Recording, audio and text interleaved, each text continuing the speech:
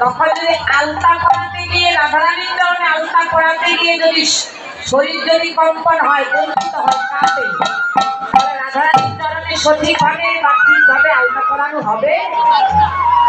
ওই সময়ের জন্য সেবায় যখন প্রেম এসে বাধা দেয়, ভক্ত প্রেমকে পর্যন্ত দূরে সরিয়ে যাও, তোমাকে চাইনি, এখন আমি সেবানন্দে আছি।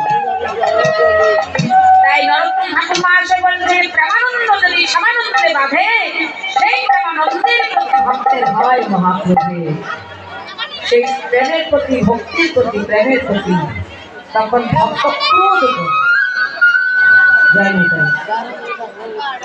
আজকে এই কমিটিবৃন্দ অনেক কষ্ট করে দাঁড়ে দাঁড়িয়ে ভিক্ষা করে এই কীর্তনের আয়োজন করেছে।